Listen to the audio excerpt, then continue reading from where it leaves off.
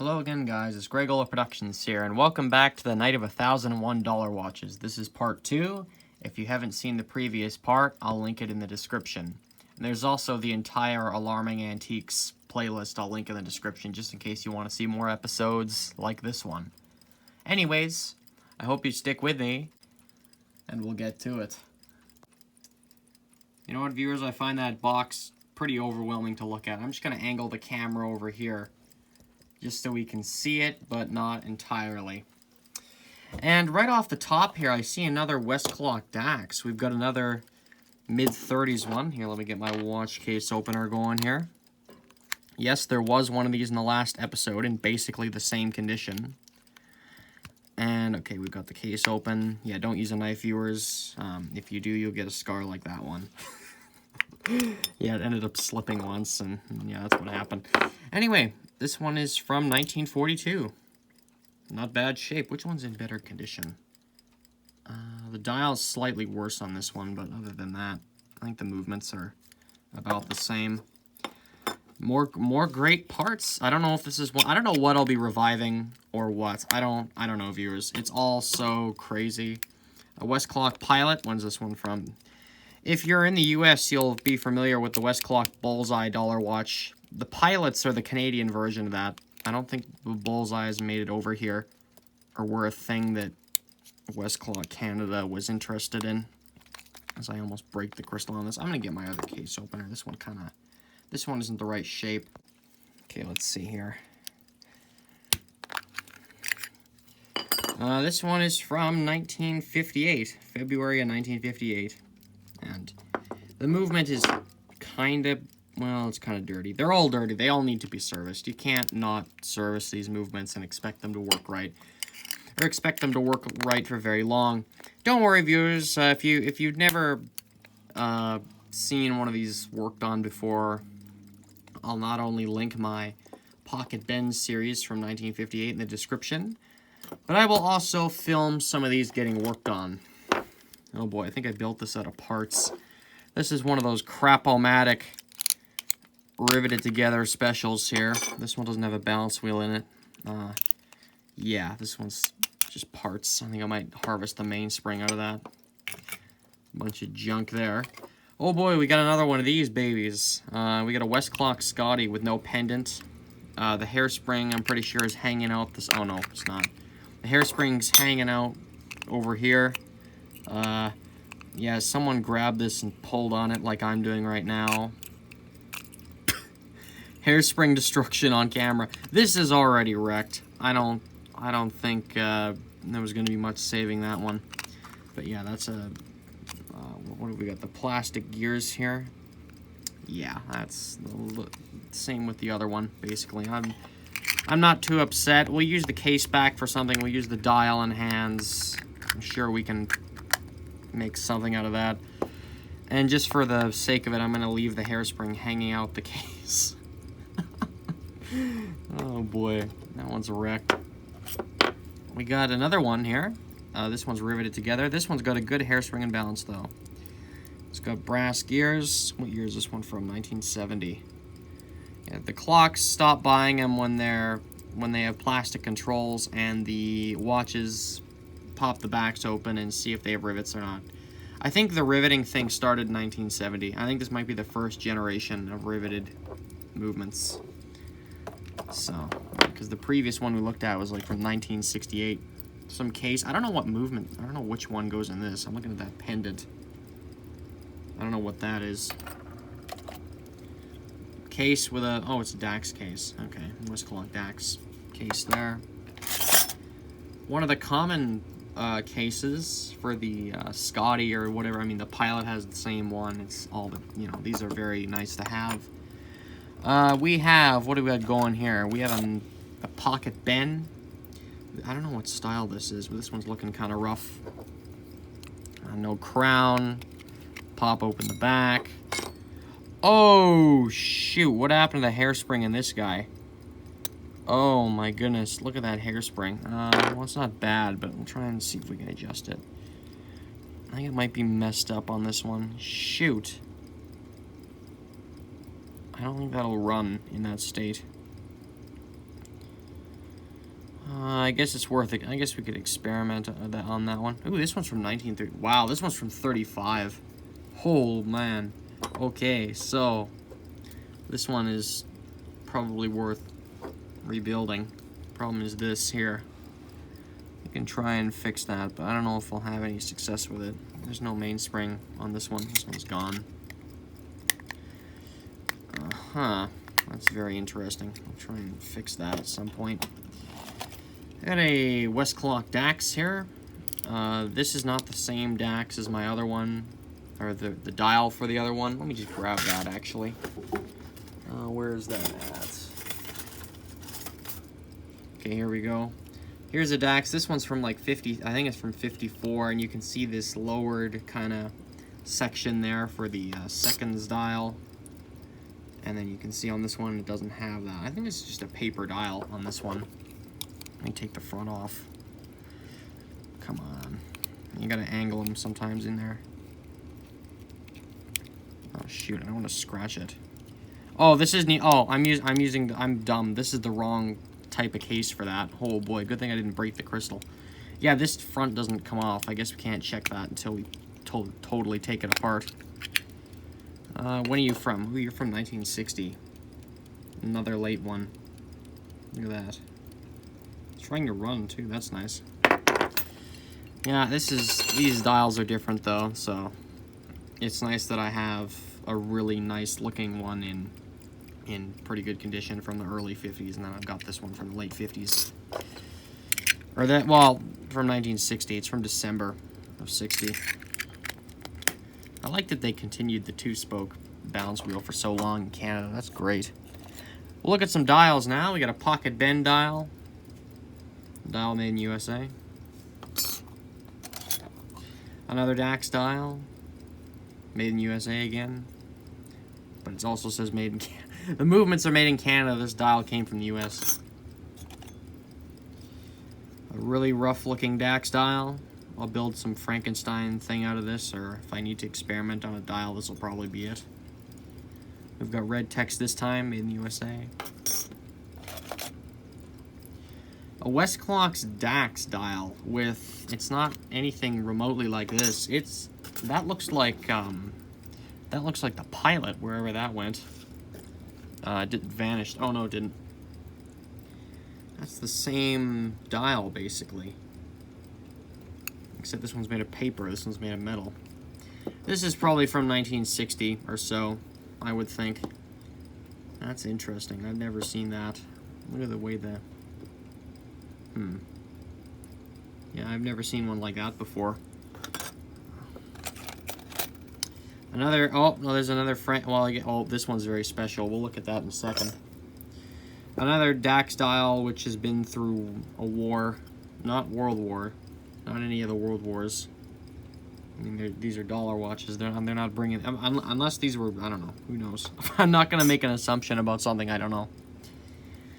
This dial here is very special, and this caught my eye the second I saw this lot on eBay.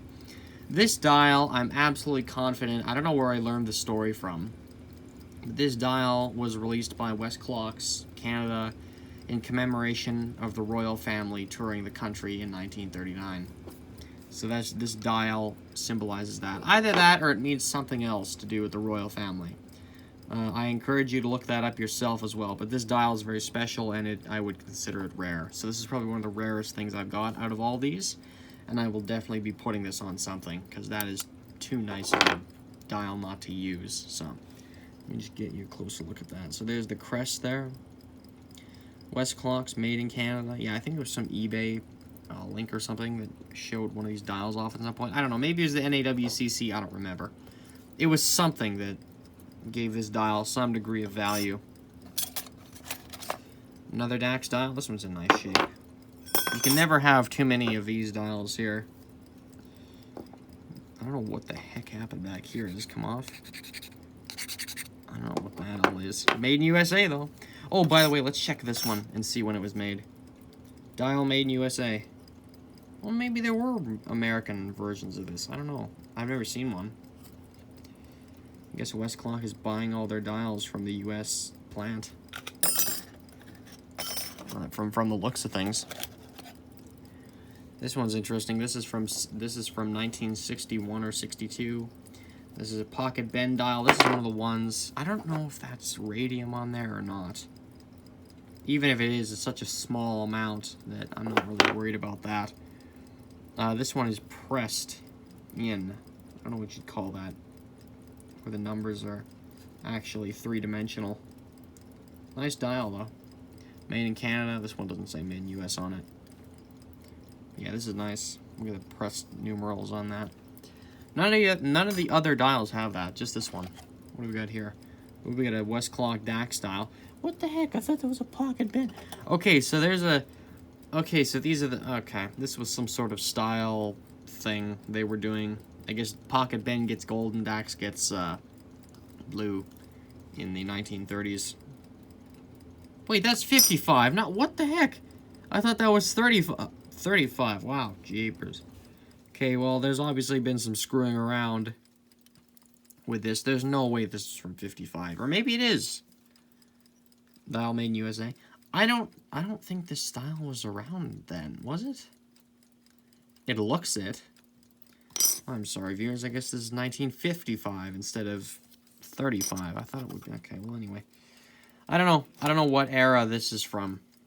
I'm not sure. I don't know.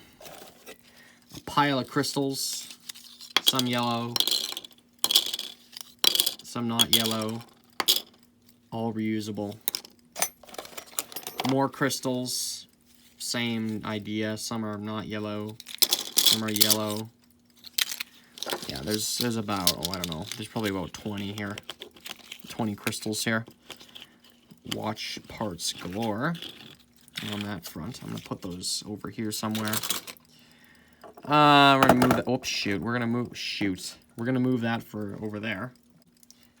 Next cab off the rank, we got another one of these early 50s DAXs. This dial is getting put on this watch. I think that's a guarantee. This one looks a little rough. Let me just take this, pop this open. Let me just... Okay, there we go.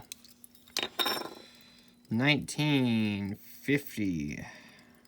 There's just a 2 there. Oh no, there's February 28th, 1950. Look at that. This one's had a life. This one's had some adventures. Crystal's blown off. I wonder how long this thing was in service for with the crystal off. I have no idea. Hairspring's in good shape. Yeah, I'm going to be rebuilding that. I can pop one of the 80 million crystals on it. This has the earlier style case, so you can actually pop this off, pop the bezels off. Come on. Oh yeah, look at how crusty that is in there. Let's just put one on right now just for the heck of it. Here's one there. That one's a little yellow looking. We'll go with it though. And we'll just pop this on. Maybe it's too big. Oh, come on. I know usually you have to press the crystals in to the bezels, but we're not going to do that. Shoot. I don't know if that's going to work for us. Try and pop that in there somehow. Actually, that's totally the wrong size. Maybe that's why it's not working.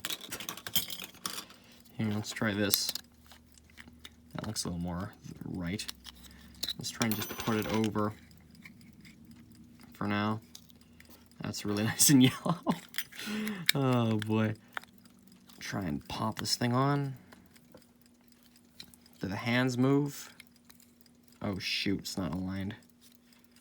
Okay, well, anyway, it's not quite right, but I think you get the idea.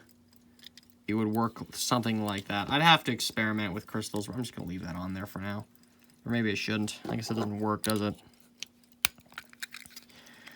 I don't know. I'll have to mess around with getting these in here. I don't know if gluing would work. I know probably some people just started screaming. Yeah, I don't know if that'd be the way to go with this. I could try it. I could try something, I don't know. So one of the really yellow ones I could try experimenting with. And I just threw the bezel somewhere, so I'm just going to grab another bezel and pop it on. We're spending way too much time on this one watch. Come on. You know you want to go on.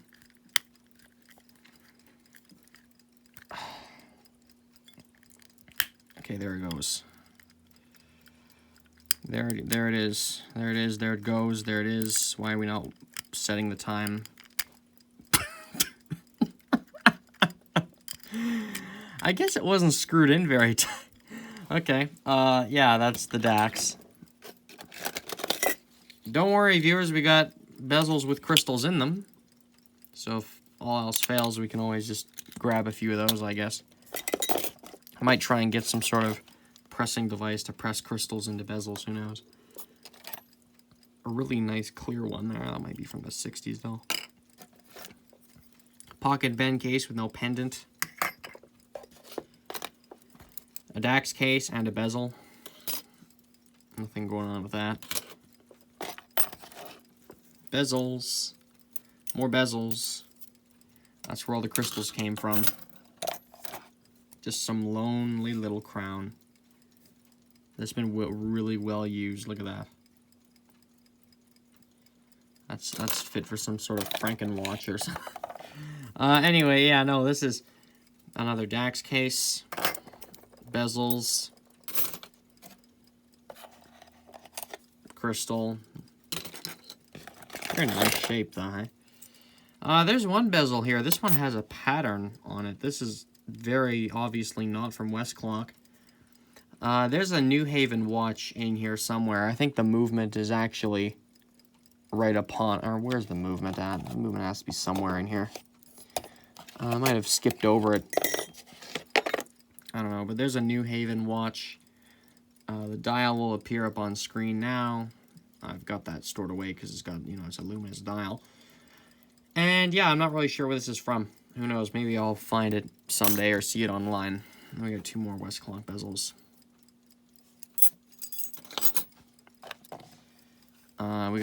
Wait, before I do that, we're just going to finish this off. Some random bezel I got from an antique dealer. I distinctly remember this one just because of the shape. Westclox. Case back, pocket bend. I can tell by the way it's designed. And there's a DAX case, and there's a movement which the hairspring is totally wrecked in. Okay, this is the New Haven movement. Here, for some reason, I thought the hairspring wasn't all screwed up like it is. Yeah, that hairspring's all messed up, but this is basically a Westclox watch. If you look at the design, it's almost identical to anything else here from the right time period. Is there a date code? No, there's no date code. Yeah, I don't have a case for this. I only have this in the dial, and you can see it says New Haven Clock Co. Who knows about these? This is a Westclox balance wheel and hairspring right there. Yeah, I don't know about this one. It's neat to have, but I've got nothing to put it in, so it's gonna stay like that until I can trace that to something. We're almost down to the last few watches, viewers. Oh, this is broken. The rivet popped out of that front plate there. You can see how this is supposed to be. On a normal one here, you can see that gear is riveted on there. That's popped out. This one's obviously had a very rough life. That's just something that I can experiment around with. We got, what is it? Oh, we got another 1960 movement. Good hairspring on that. But the, one of the motion work wheels is blown off the front. I guess that's nice to have all these, well, not this one, but but all these extra front plates. Hey, viewers, I mean, we can always, you know, if I decide to fix one of these up, this plate is busted on that one, or the wheel's gone. You can always just grab one of these and pop it on, hey?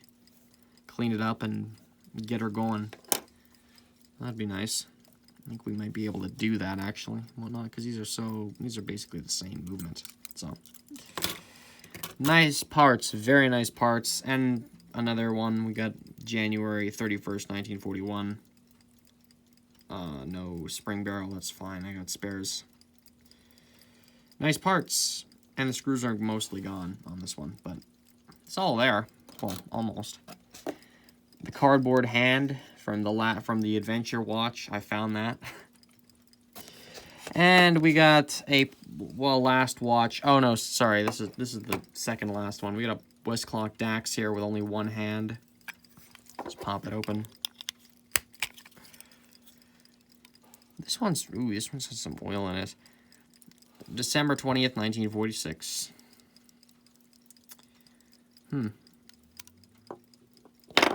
Yeah, I don't know. Maybe this was the mid-40s dial for these watches.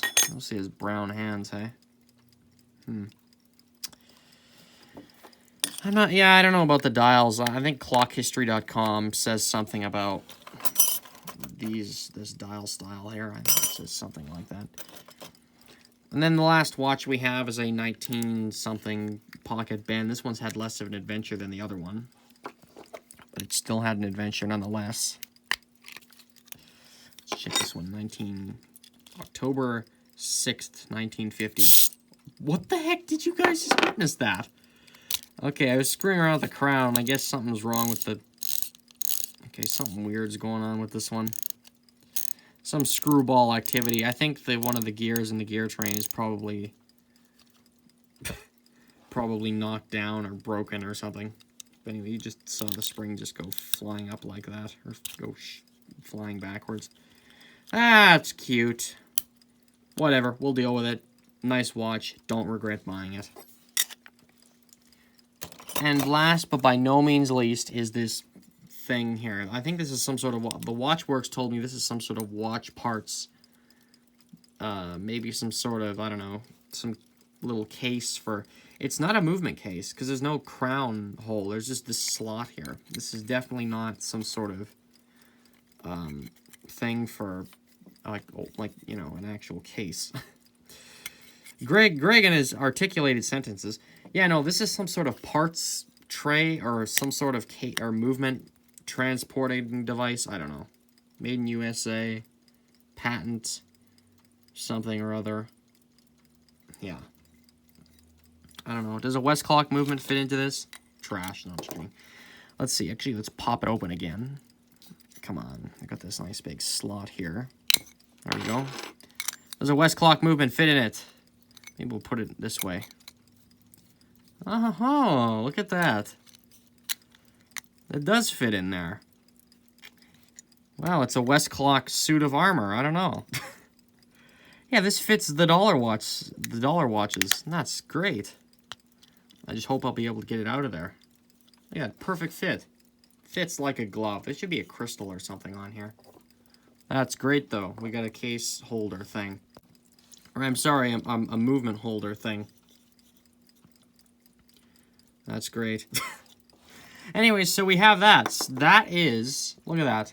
That's all we've been through in this episode. Looks like a war zone. And viewers, there's one more watch I wanted to actually show you. I know I said the pocket bend would be the last one. I was wrong. This watch here. It says made in Canada. It says Metro on the front. Just the hand. It's got brown hands. You can see that's brown. Paper dial. Made in Canada. What could this possibly be? Let's open the back up. Let's see here. What we got going here. Do any of you recognize that? I will admit, I've been into this watch. I haven't serviced it. I just put a few dabs of oil in it just to run it down. It's got a Westclox date code. What does it say? Patented USA something or other. I can't read it. Yeah, this is a Westclox watch. Because it's made in Canada. Well, like this was one of the Quebec watches, and I got it for $5. All the watches were $5 from the Quebec lot, which ended up being $75 and then $100 with the shipping. So that's what happened there. This was $5. This is actually a Style 1 pocket bend that's not branded. Don't believe me? I did a side-by-side comparison with a picture of a Style 1. Hands the same. The pendant is the same. This little thing here, I don't know what you'd call that. The little, I don't know what, that little ring there. That's the same. The movement is the same. The date code is the same. This is a Westclox product that is just unbranded. And this is from 1929. That is very remarkable. I've never seen this before. I've never seen anyone mention this before. This is definitely a rare watch, and I don't know if I'll ever find another one. I don't know. I don't know what's rare. This, we'll call it the touring dial here. This dial or this watch, I have no idea. And then there's also that unbranded one from 35 that we saw in the last part. I have no idea where that went. It's in the pile here somewhere, but it's kind of being elusive right now. Also, just to note, some of the earlier watches, like the Pilot and this Dax here, this just says Made in Canada on the spring barrel. It doesn't say Westclox. It only says Westclox on the dial. I did not screw with this and put this on. This was just sitting like this. And this one's from 41.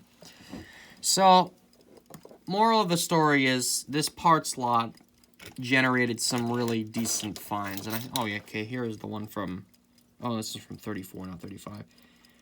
This generated some pretty decent finds. Now that I compare it to the other watch, maybe this one isn't so significant. But anyway, it's still nice to have one from 34. Anyways, some nice finds. This Metro. And as you can see, it's running really well. Do not oil these up and run these long term. This is just for demonstration purposes. Look at how well that runs too. Oh my goodness. Wow, the motion on that, or the amplitude on that. Jeepers. Yeah, this one works great, even in the shape that it's in. We've got no hour hand, we've got no seconds hand. I was just debating leaving this how it is, simply because if I do anything to it, it's going to be a Frankenstein's monster. And, well, who knows, maybe we'll do something to this at some point. I need some kind of planned layout, though, of what I'm going to do before I do anything. But anyway, that is the 1929 Metro dollar watch. Who knows, maybe there's a Metro store or some sort of Westclox campaign to just sell watches that don't have their name on it. I have no idea. But this is a part of Canadian history right here. The Metro Style 1 Pocket Ben. And of course this here. So these are kind of the prizes of each lot. And of course, the abundance of... the field of watches before you here. The abundance of parts that I've got. Stuff to rebuild, stuff to part out, stuff to just build out of whatever. Oh yeah, we got quite the lot here today. What a gong show. You know what, viewers, for an ending shot, I was tempted to kind of organize everything, but I'm not going to. We have something like, I don't know, I think that I did a movement count. I think there was something like 20 movements, and then 19 of them had good hairsprings. And then we had something like 9 dials and a bunch of back plates and crystals I didn't bother counting. We have a lot of stuff to work with. This is going to be so much fun to screw around with over the Christmas break and stuff like that. And all the stuff that I've got already. I won't be buying watches for a while yet unless they're at some great price. But yeah, we have an abundance of parts now.